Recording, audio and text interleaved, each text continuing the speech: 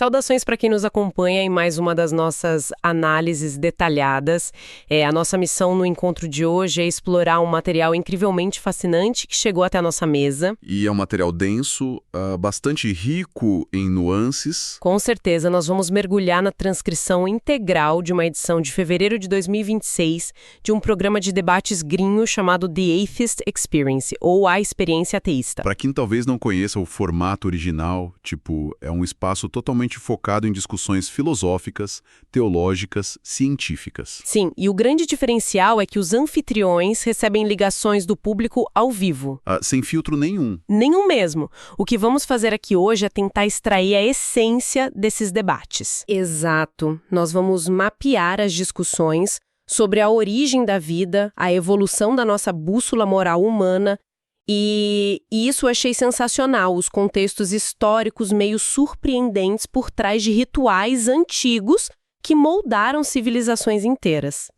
Mas antes de darmos o primeiro passo na cronologia desse material, é fundamental a gente estabelecer a nossa regra de ouro para a análise de hoje. Muito bem lembrado. Porque o conteúdo base contém visões de mundo diametralmente opostas. Elas são muitas vezes conflitantes, transitando ali intensamente entre o ateísmo, o deísmo e o teísmo. E nós não tomaremos nenhum partido aqui. Nenhum.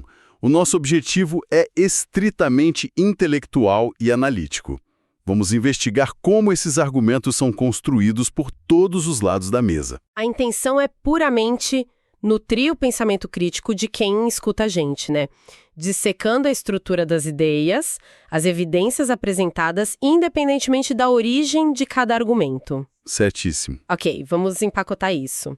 Logo no início do programa original, os anfitriões levantam uma premissa filosófica muito clássica, mas eles trazem um exemplo histórico para ilustrar que, olha, eu achei super curioso. O conceito do Deus das lacunas. Esse mesmo. Para explicar a ideia, eles mencionam o grande filósofo grego Platão.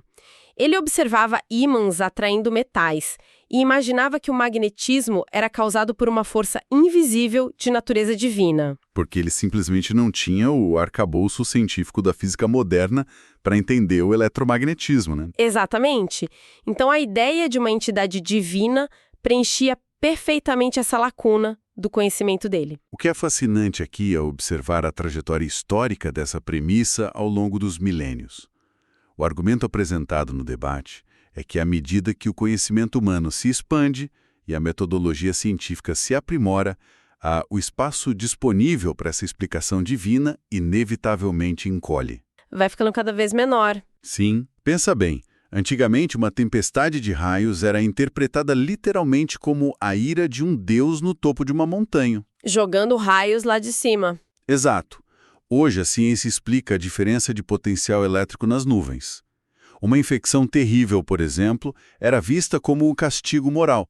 Hoje, nós usamos antibióticos e a teoria dos germes. É uma mudança de paradigma enorme. E o debate se aprofunda até mesmo nas chamadas experiências de quase morte, que por muito tempo foram o reduto definitivo, inalcançável do misticismo. E aí que eles fazem uma referência ao cinema que ilustra bem o ponto. Nossa, sim. Eles citam aquele filme Linha Mortal, o thriller clássico dos anos 90. Aquele mesmo, onde estudantes de medicina param os próprios corações de propósito para tentar ver o que tem do outro lado. A provocação do debate é que a medicina moderna está, de certa forma, fazendo isso em ambientes controlados. A comunidade científica hoje estuda clinicamente pacientes que passam por ressuscitações após paradas cardíacas reais. E o material cita que muitos desses pacientes, incluindo indivíduos ateus, que passaram minutos sem nenhuma atividade cerebral mensurável, não relatam túneis de luz ou portões perolados. Eles relatam apenas o vazio. O vazio. Uma ausência total de experiência, tipo um sono sem sonhos. Mas a discussão sai dessa teoria e ganha um rosto quando um ouvinte chamado Mark liga para o programa. A ligação do Mark. E a história dele tem muitas camadas, né? Tem. A jornada do Mark é um excelente estudo de caso sobre a evolução do pensamento pessoal. Ele é médico, tem formação em biologia e contou que passou grande parte da vida como um criacionista da Terra jovem. aquele grupo que interpreta Gênesis de forma literal, achando que o universo tem poucos milhares de anos. Isso. Mas o Mark abandonou esse literalismo e passou a aceitar a evolução das espécies. Ele até conta no programa que chegou a debater em defesa da ciência evolutiva contra criacionistas num parque temático chamado Dinosaur Adventureland. Em pleno 2024. Sim. Só que tem um detalhe. O Mark não se tornou ateu. Ele se define agora como um deísta, ou melhor, um teísta anti-abraâmico. E para quem não está tão familiarizado com esse termo, isso basicamente significa que ele rejeita completamente o Deus das religiões abraâmicas. Ele não acredita no Deus descrito na Torá, na Bíblia ou no Alcorão. Mas, ao mesmo tempo, ele se recusa a aceitar que a origem da vida, a tal da abiogênese, possa ter surgido por processos puramente químicos e naturalísticos. O argumento dele é o seguinte: quando olhamos para a complexidade do DNA, vemos um código. E na nossa experiência humana, não conhecemos nenhum código que não tenha sido formulado por uma mente inteligente. E à primeira vista, convenhamos, a ideia de que um código estruturado exige um programador parece fazer muito sentido lógico. Mas como os anfitriões lidam com isso? A refutação que a perspectiva científica do programa traz foge totalmente da filosofia e entra pesado nos dados astronômicos. Os dados da NASA, né? Sim. Os anfitriões rebatem essa ideia de que a vida precisa de um toque mágico, citando as descobertas recentes no asteroide Deno. E a explicação aqui é vital. As sondas não encontraram só poeira espacial ou minerais comuns. Eles encontraram os blocos de construção biológica primordiais soltos lá no espaço. Coisas como fosfato, glicose e uracila. Para quem talvez não lembre das aulas de biologia, a uracila é literalmente uma das 4 letras que compõem o alfabeto do RNA. Que é a molécula prima do nosso DNA. Ou seja, a própria base do código da vida. Exato. E esses elementos complexos estão se autoconstruindo através de reações químicas no vácuo congelado do espaço, sem nenhuma intervenção inteligente que a gente possa observar. Nossa, isso é muito forte. E o programa ainda adiciona o peso da observação de exoplanetas, mundos fora do nosso sistema solar. Os telescópios modernos estão detectando bioassinaturas em atmosferas superdistantes. Gases que são produzidos quase exclusivamente por vida bacteriana simples, pelo que sabemos. Isso. A analogia que os apresentadores usam é a da fermentação da cerveja. Gases específicos são liberados como subproduto de um processo biológico inevitável. Então a premissa argumentativa contra o Mark é muito sólida. Mesmo que os cientistas ainda não tenham conseguido replicar, perfeitamente o momento exato em que moléculas inertes viram um ser vivo no laboratório, todas as evidências astronômicas apontam que a vida tem a capacidade de emergir estritamente baseada nas leis da termodinâmica e da química. E aqui é que a coisa fica realmente interessante. Porque quando o Mark é pressionado sobre como esse criador dele funcionaria na prática, ele recua da ideia de um Deus pessoal. Ele não descreve um pai amoroso que atende orações. Não, ele o descreve como um engenheiro químico, um ser que só montou o laboratório, deu aquele empurrãozinho inicial do Big Bang, programou a química e, foi cuidar de outros assuntos. Ele afirma que esse Deus não gerencia o universo no microscópio ou interfere no dia a dia. O que, teoricamente, resolve o conflito dele com a ciência evolutiva, né? Deixa o universo rodar sozinho. Resolve. Mas o programa original introduz um peso analítico formidável contra essa ideia. É o que eles chamam de paradoxo do Deus engenheiro. A questão do problema do mal. Exatamente.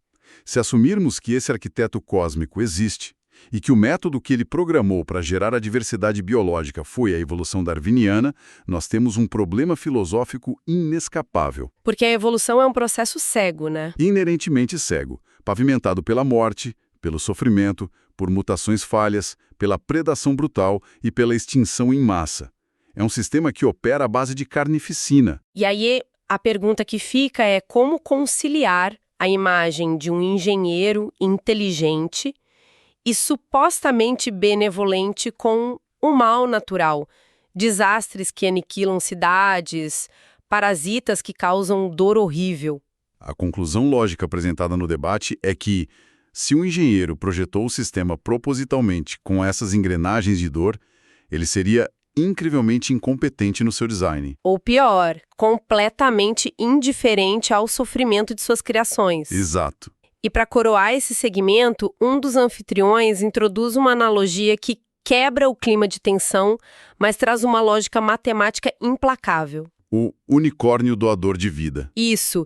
Ele diz que se reduzirmos a função de um Criador Supremo apenas a esse gatilho inicial, hipotético e invisível, a probabilidade da existência desse Deus deísta é exatamente igual à probabilidade da existência de um unicórnio doador de vida superevoluído de outra dimensão. Encher uma lacuna na nossa compreensão com uma entidade indemonstrável, qualquer entidade serve. O unicórnio tem o mesmo peso probatório que o engenheiro divino invisível do Mark. É muito doido pensar nisso. É o que a filosofia chama de demonstração ao absurdo, uma ferramenta clássica. Se a premissa aceita qualquer variável não testável, ela não nos ajuda a entender a realidade. E essa transição sobre como justificamos a mecânica da realidade física nos leva de forma muito fluida para o segundo grande tema da transcrição. Como justificamos a nossa realidade moral? Sim, o debate muda de tom quando entra a ligação de um ouvinte chamado Alf. E o Alf traz um argumento que muita gente que acompanha a gente já deve ter pensado. Ele defende que, independentemente de milagres, a Bíblia contém uma moralidade de alto nível. Ele reconhece as partes incômodas, mas argumenta que ensinamentos como ame seus inimigos, venda suas posses e ajude os pobres formam uma sabedoria ética gigante. Ele acha que isso justifica manter o livro como uma bússola moral fundamental. Mas os anfitriões não compram essa ideia de seleção moral do texto, certo? Não compram, e a resposta é bem incisiva. Eles argumentam que extrair só as boas lições, enquanto se ignora todo o resto, é um exercício perigoso de dissonância cognitiva. Porque o livro não é só uma coleção de provérbios bonitinhos. Ele traz uma bagagem institucional e legal que é, muitas vezes, violenta e irrevogável no contexto teológico. E é aí que entra a metáfora do Texas Roadhouse. Ah, eu adorei essa parte. Para quem não está familiarizado, o Texas Roadhouse é uma grande rede de restaurantes americanos super famosa por servir uns pãezinhos doces de cortesia, que são deliciosos. O apresentador diz que buscar essa moralidade elevada e exclusiva na Bíblia seria como pedir esses pãezinhos maravilhosos, mas aceitar que o garçom traga obrigatoriamente junto com eles uma salada envenenada com cianeto. E o cianeto, nessa analogia, se refere às leis detalhadas em livros como Levítico e Êxodo, regulamentações explícitas sobre a compra, venda e espancamento de seres humanos como escravos. Leis que exigem o apedrejamento de mulheres que não são virgens no casamento e a pena de morte para quem trabalha no sábado. A provocação do anfitrião é ótima. Por que consumir o veneno atrelado ao prato se você pode encontrar o pão doce da ética e da empatia em outra padaria filosófica? E essa pergunta retórica prepara o terreno para a análise histórica do painel. O mito de que essa moralidade de alto nível é exclusividade judaico-cristã cai por terra quando a gente olha para a história global. Pois é. Amar os inimigos não surgiu no vácuo no Oriente Médio. Confúcio já ensinava a regra de ouro e argumentava contra retribuir o mal com o mal muito antes, na filosofia chinesa. O estoicismo romano também. O filósofo Sêneca argumentava que tratar mal os inimigos era uma atitude irracional que corroía a alma. Ele defendia que até os escravos deveriam ser tratados com bondade por causa da igualdade humana, e recuando mais ainda, o material cita as 42 confissões de Maat, no Egito Antigo. E a narrativa babilônica anterior a Jó, explorando justiça social e compaixão. Mas o que mais me chamou a atenção foi a intervenção do especialista convidado do programa, o Richard. O especialista em budismo. Ele insere a perspectiva budista no debate e muda totalmente a régua do que a gente considera sacrifício. O ouvinte Alf achava que vender posses era o ápice do desapego. E o Richard lembra que os primeiros monges budistas levavam isso a um extremo muito mais literal. Eles possuíam estritamente 8 itens para viver a vida inteira. 8 coisas. Basicamente, as vestes, uma tigela para as esmolas, uma navalha e uma agulha. Nada mais. Mas o que realmente muda o jogo é o conceito do Bodhisattva na tradição do budismo Mahayana. Conta essa parte, porque as escalas de compaixão são muito diferentes. Na teologia cristã, O ápice incontestável do amor e sacrifício é a figura de Jesus sofrendo tortura e morte na cruz, por 3 dias e depois ressuscitando em glória. Para salvar a humanidade. Isso.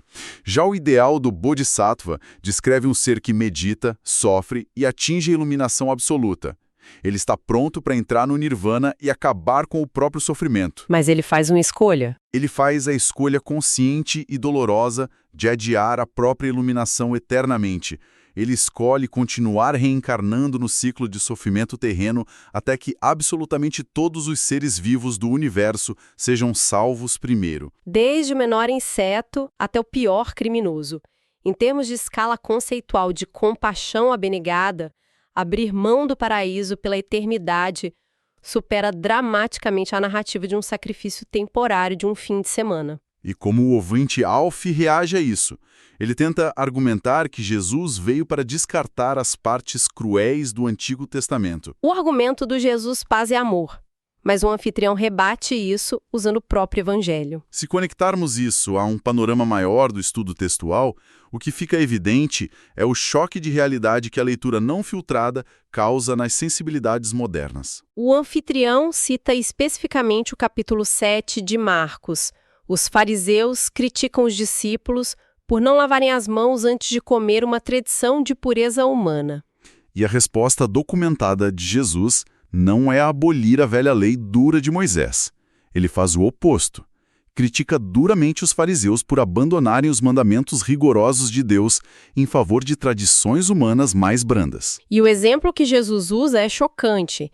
Ele cita Êxodo 21, lembrando que a lei divina ordenava claramente a pena de morte para qualquer filho que amaldiçoasse o pai ou a mãe. Ele acusa os líderes de criarem desculpas financeiras e religiosas para não cumprirem essa ordem capital. Ler isso desestabiliza muita gente hoje em dia. Jesus repreendendo lideranças por não aplicarem a pena de morte a filhos rebeldes. E essa discussão sobre pureza ritual é o gancho perfeito para a ligação do Hayden. Que a água tem de tão especial? Para entender isso, a análise precisa voltar para a mentalidade do Antigo Oriente Médio. Para aqueles povos não existia a nossa fronteira clínica entre a impureza física, com uma doença de pele, e a impureza moral, que chamamos de pecado. O pecado era quase uma substância física. Um contágio real que se espalhava. A analogia nos textos antigos é do fermento, algo que contamina e altera silenciosamente toda a massa. Algo que a divindade detestava em épocas de sacrifício. Então, se a impureza moral era uma mancha física, a cura também envolvia elementos físicos. Assim como um banho podia tratar uma doença, a imersão na água através dos mikvas, que eram as piscinas rituais, servia literalmente para lavar os pecados do corpo. O programa lembra da história do banho curativo de Naamã no Rio Jordão, lá em 2 Reis. Mas se a água era o método para os humanos, o sangue era o produto de limpeza pesada para a arquitetura. Exatamente. A conversa entra nos rituais viscerais de Levítico, como o ritual do bode expiatório. Os antigos não viam o sangue animal no altar só como um símbolo poético. O sangue atuava literalmente como um detergente cósmico altamente potente. O objetivo era limpar fisicamente o templo da poluição moral invisível que os erros das pessoas deixavam impregnada nas paredes. A culpa invisível era transferida para a cabeça de um animal que ia morrer no deserto ou lavada do altar com ritos de aspersão de sangue. Essa mecânica minuciosa mostra civilizações tentando estruturar a ordem e garantir o favor dos deuses em meio ao caos. E o controle dessa ordem invariavelmente leva ao poder político absoluto. O que nos leva ao detalhe histórico fascinante do chat ao vivo sobre o imperador Constantino. Constantino é lembrado como o grande estadista que consolidou o cristianismo. Mas o material nota contradições pesadas na trajetória dele. Sim, antes da conversão milagrosa, ele escrevia cartas chamando os líderes cristãos de idiotas e baderneiros. Mas a virada de chave acontece quando ele percebe o potencial geopolítico incrível de uma fé unificada. E a execução desse potencial foi implacável. Ele começou a exigir união doutrinária, mas essa paz foi construída com mão de ferro. Ele usou o poder esmagador do Estado não só para promover a nova fé, mas para silenciar a oposição. Ordenou a queima das obras do teólogo Ário, fechou templos pagãos, destruiu estátuas gregas. A religião sendo dissecada como a mais eficiente ferramenta política de controle de massas. E aí a conversa muda de registro e entra na angústia humana contemporânea com a ligação do Ryan. O Ryan é um rapaz totalmente ateu. Ele entende a ciência, a crítica textual, mas ele confessa no ar que, no fundo, ele espera estar errado. Ele gostaria que houvesse vida após a morte para reverentes queridos. É um momento de vulnerabilidade muito real. Ele separa a capacidade analítica das necessidades emocionais. O que ele deseja que seja verdade não ofusca o que as evidências mostram. E o debate usa isso para traçar uma linha rígida separando esperança de fé institucional. Esperar algo é um mecanismo natural de enfrentamento diante da dor da perda. Mas usar a fé institucional para afirmar que um paraíso além-túmulo é inegavelmente verdadeiro e exigir que os outros vivam sobre essas regras sem evidências, aí é colisão frontal com o debate racional. O painel reforça a regra epistemológica central. O ônus da prova recai sempre sobre quem faz uma afirmação positiva. Dizer ou espero ver a minha avó de novo é um sentimento. Dizer Deus existe e você precisa obedecer às regras dele é uma afirmação que exige prova. Exatamente. Então, o que tudo isso significa? Por que a nossa audiência deveria pensar nas origens espaciais do nosso DNA ou na geopolítica de um imperador de milhares de anos atrás? Não é só para ter respostas inteligentes num debate. Entender tudo isso é reconhecer como a arquitetura do pensamento humano evoluiu. É perceber como nossos antepassados usavam arquétipos culturais para tentar explicar um universo aterrorizante e desconhecido. A lição de ouro de todo esse material, para teístas ou ateus, é cultivar a coragem intelectual de encarar o desconhecido e ter a humildade de dizer, eu não sei. Em vez de preencher as lacunas logo com a primeira resposta confortável que herdamos.